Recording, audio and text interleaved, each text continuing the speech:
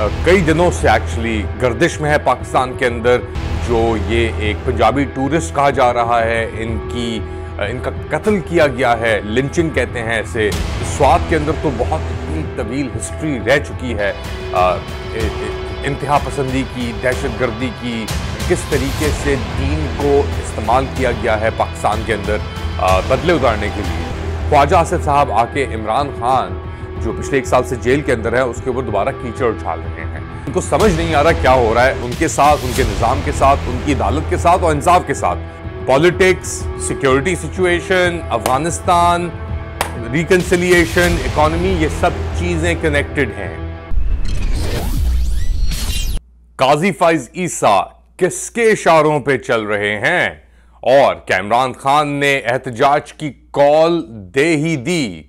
Late Ali show you के एक और एपिसोड में आप सबको खुशामदीद। Do like, subscribe and share this content. Program शुरू करते हैं इस वाकये से जो पिछले कई दिनों से एक्चुअली गर्दिश में है पाकिस्तान के अंदर। जो ये एक पंजाबी टूरिस्ट कहा जा रहा है, इनका कत्ल किया गया है, लिंचिंग कहते हैं ऐसे। जो कई लोग जमा हुए स्वात में, ये सब बाहर से आए हुए थे। अपेरेंटली कोई ऑल्टरकेशन हुई इनकी बेगम के साथ और इनकी मुंह मारी हुई, तू मैं हुई और फिर कोई झगड़ा हुआ। फिर पुलिस आई, वो इन साहब को लेके गई और फिर बाहर पुलिस स्टेशन के एक हजूम जमा हुआ। उन्होंने इस बंदे को मारा, पकड़ा, मारा, निकाला, जलाया और वीडियो आप देख सकते हैं कि ये हाल है मुसलमानों का पाकिस्तान के अंदर। और स्वात के अंदर तो बहुत इतनी तवील हिस्ट्री रह चुकी है इंतहा पसंदी की, दहशतगर्दी की। ऑपरेशंस भी हुए हैं, मुझे याद पड़ता है 2008-9 के अंदर मालाकंड डिवीजन की हम बात करते हैं। रेडियो मुल्ला रेडियो करके एक फजलुल्लाह करके कैरेक्टर हुआ करता था, उसकी तस्वीर भी आप देख सकते हैं। और आर्मी ने ये बेसिकली, हम वॉर ऑन टेरर की जब बात करते हैं और पाकिस्तान को इसका कितना नुकसान हुआ इस वॉर ऑन टेरर से जुड़ने का, तो हमने इसके ऊपर, मैं इस मौजू के ऊपर कल ही मैंने बात की थी वॉर ऑन टेरर के ऊपर। मगर ये जो लिंचिंग मॉब्स हैं और किस तरीके से दीन को इस्तेमाल किया गया है पाकिस्तान के अंदर बदले उतारने के लिए, कम्युनिटीज को टारगेट करने के लिए, इनफैक्ट मुसलमानों को टारगेट करने के लिए। ये सियालकोट या सरगोदा की बात है। कई साल पहले 2 भाई हुआ करते थे और उनके ऊपर मियां वाली ऐसे कुछ करके उनके ऊपर इल्जाम लगा और उन दोनों भाइयों को कत्ल कर दिया गया, लिंच कर दिया गया। अच्छा, स्टेट इतना ये बेबस क्यों है इसके खिलाफ? क्योंकि ये स्टेट का प्रोरोगेटिव रहा है।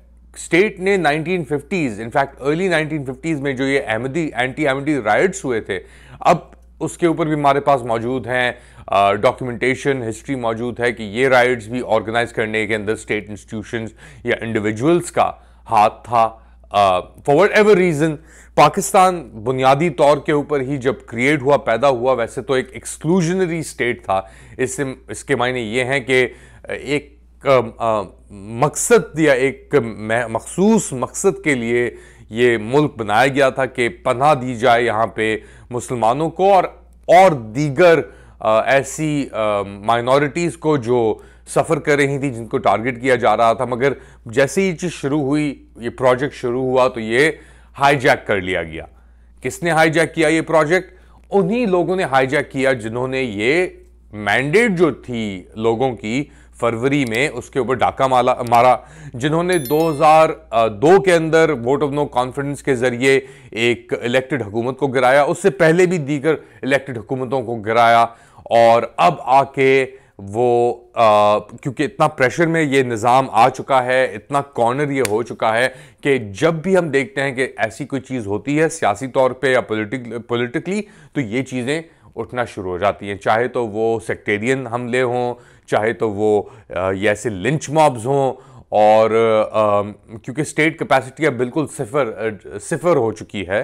अभी तक ख्वाजा आसिफ साहब खड़े होकर नारे लगा रहे हैं इमरान खान, इमरान खान। इनफैक्ट उनकी एक बड़ी गलीज ट्वीट भी आई है, निगाह मारें।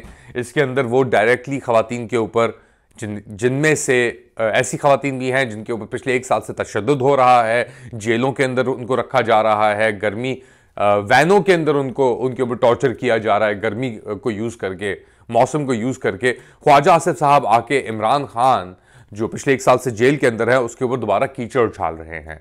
ये सब बातें कर रहे हैं आपके ख्वाजा आसिफ साहब। He is a 74-year-old man, I met him a few times, he is quite a personality so to speak, but ऐसी चीजें रिफ्लेक्ट करती हैं। और actually this is the reality कि पिछले 75-74 साल से ऐसे कैरेक्टर्स हैं जिनके ऊपर पाकिस्तान जिनको पाकिस्तान के ऊपर मुसल्लत कर दिया गया है, फेंक दिया गया है। मगर अब वाकई में ये सब चीजें हमें नजर आ गई हैं, सो मच सो के लाइव टेलीकास्ट हो रही हैं आपके मुल्क के अंदर, जहां पे पार्लियामेंटेरियंस खड़े होकर ये कह रहे हैं, अब पीटीआई पार्लियामेंटेरियंस कह रहे हैं कि मैंडेट चोर कौन है। वो कह रहे हैं नवाज शरीफ नहीं है, शहबाज शरीफ नहीं है, मैंडेट चोर कोई और है। हम तो सब वाज़े तौर पे आपसे इस मीडियम के थ्रू, यूट्यूब के थ्रू आपसे मैं बात करता आ रहा हूं। मैं आपसे शुरू से ही कह रहा हूं कि जी 1 साल पहले मैंने ये मुहिम एक तरीके से अपनी शुरू की थी, लेट अली शो यू की, और हम तो उसी वक्त से कह रहे हैं कि मैंडेट चोर हकीकतन कौन है हम सबको पता है। और अब ये मैंडेट चोरी का जो वक्त है, प्रेशर की हम बात करते हैं, काजी फाइज ईसा साहब का एक इंटरेक्शन है सलमान राजा के साथ, वो मैं आपको सुनने के लिए पहले सुनाऊंगा, उसके बाद आगे एक खुलासा दूंगा कि ये सब कुछ हो क्या रहा है। तो सुने और नोटिस कीजिएगा कि टोन के अंदर जो चीफ जस्टिस काजी फाइज ईसा हैं वो सलमान अकरम राजा साहब से इस केस के ऊपर बात कर रहे हैं। ये जो पीटीआई सिंबल्स का केस था, इलेक्शन इंटरफियरेंस का केस था, और जो डिस्क्वालिफिकेशन जिस बुनियाद पे काजी फाइज ईसा ने कॉन्फ्लिक्ट ऑफ इंटरेस्ट होने के बावजूद की थी, उसके ऊपर जरा सुनिएगा। आप तहब्बुल नहीं रखा कोई रखता है आजकल। सवाल खत्म ना हो बीच में तो थोड़ा सा सुन लें क्या, अब आप लिए बैठे हुए हैं, इतना आपने टाइम लगा लिया तो हम आपको सुने रहे। तो आप हमारी भी थोड़ी सी, हमारी जो जहन में जो बातें हम आपको बताएंगे नहीं तो पर आप उनको दूर कैसे करेंगे।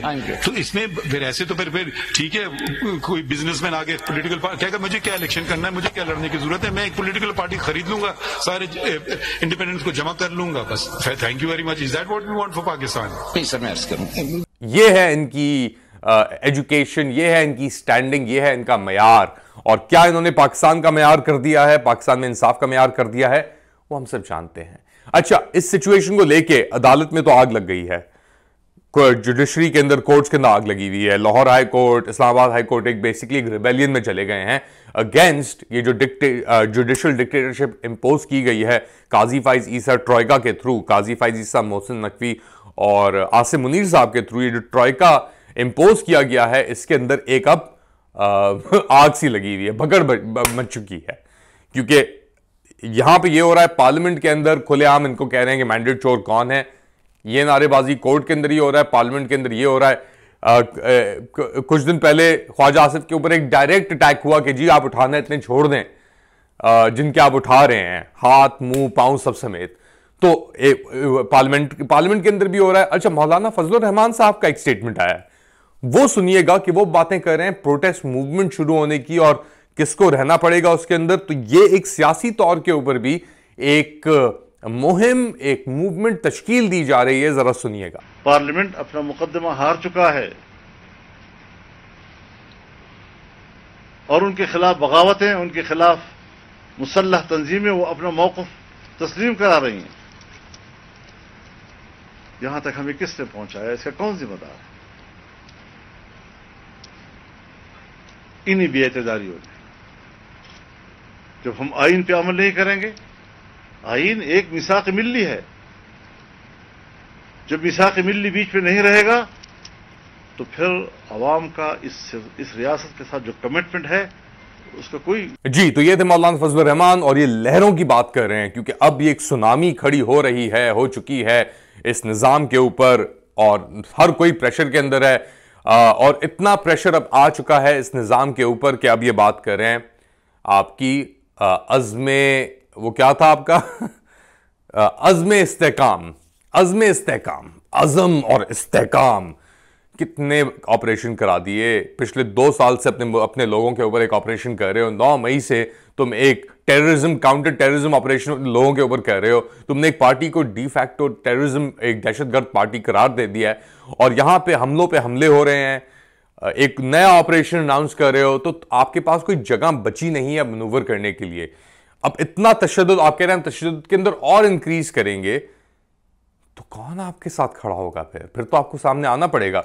और ये जो पॉलिटिकल पार्टीज आपको कवर दे रही हैं, ये आपको हमेशा तक कवर नहीं दे सकेंगी, क्योंकि अब सिचुएशन ऐसी हो चुकी है अफगानिस्तान को भी लेके कि आप वो बॉर्डर सिक्योर कर नहीं पा रहे। अब आप कह रहे हैं हम ये चीज दोबारा शुरू करेंगे। 2002 में आपने सबसे पहले आर्मी भेजी थी कबायली एरियाज के अंदर, फिर 2004 में आपने दोबारा भेजी, वहां से वो पिटी, और वो चीज अब ऐसी चल रही है कि वो खत्म ही नहीं होके दे रही। कुरम के अंदर आपने देख लिया क्या हो गया, आए दिन आपके अहलकार मारे जा रहे हैं। और इसी बात का जिक्र भी अली अमीन गंदापुर ने किया कि जी अफगानिस्तान आपका इतना बड़ा खुल चुका है, आप एक और नया ऑपरेशन करने शुरू जा रहे हैं, बिजली के बहरान, माइशी बहरान, ये सब चीजें मौजूद हैं। सुने अली अमीन गंदापुर साहब ने क्या कहा इस पूरी सिचुएशन को देख के, और मुज़ाकरात की बात भी उन्होंने की कि इमरान खान साहब मुज़ाकरात तो करने के लिए तैयार हैं, लेकिन किसके साथ? अभी तक कोई क्लैरिटी नहीं है इस चीज में कि ये प्लान है क्या। जब ISPR का बाकायदा एक प्लान आ जाएगा कि कौन से एरिया में या कहां पे या किस तरीके से क्या करने का प्लान है, तो वो पूरा स्केच सामने आएगा, तो उसके बाद जाहिर बात है बातचीत हो। जी, तो ये थे अली अमीन गंदापुर साहब, और वो बात कर रहे थे कि क्या हो रहा है, किस तरह यह बात आगे बढ़ेगी, केपी की क्या सूरत हाल है, उनकी बातें चल रही हैं इमरान खान साहब के साथ। इमरान खान साहब की खुद ही मीडिया टॉक्स चल रही हैं फिलहाल अडलिया जेल के अंदर। तो again we keep on repeating, lynching, politics, security situation, Afghanistan, reconciliation, economy, ये सब चीजें कनेक्टेड हैं। अगर एक के अंदर आप दबाव डालेंगे, दूसरे को एड्रेस नहीं करेंगे, तो पूरा निजाम, पूरा जो सिस्टम, ये जो जुड़ा हुआ है ना यूं करके, जो अब बिल्कुल लास्ट स्ट्रैंड्स के ऊपर अटका हुआ है, क्योंकि आपने जो 2 साल में किया है उसने बिल्कुल तितर बितर कर दिया पूरे निजाम को। अब ऐसा हो गया कि मेन स्ट्रीम आपके जो ये लिंचिंग मॉब है कि वो गाने लगा रहे हैं, गाने निकाल रहे हैं कि लड़कियों को स्कूल से निकाल लो, ये डांस करेंगे वहां पे। ये माइंडसेट है। वो जो आगे आग लगी हुई थी उस जिस्म के ऊपर, और जो वीडियोस बन रही थी, हम हिंदुस्तान को तो गालियां देते हैं, वहां पे जो ये हिंदुत्व, राइट विंग, गाय रक्षक मुसलमानों को टारगेट किया जाता है, जो यहां पे मुसलमान खुद ही मुसलमान को टारगेट कर रहे हैं, उनके लिए कौन रोएगा? और जब आपके ऊपर टारगेटिंग शुरू होगी तो फिर आप क्या करेंगे? जनरल आसिम मुनीर को कॉल करेंगे? खैर, एनीवेज, बताएं कमेंट सेक्शन के अंदर। अपना ख्याल रखिएगा। अगली बार तक अल्लाह हाफिज।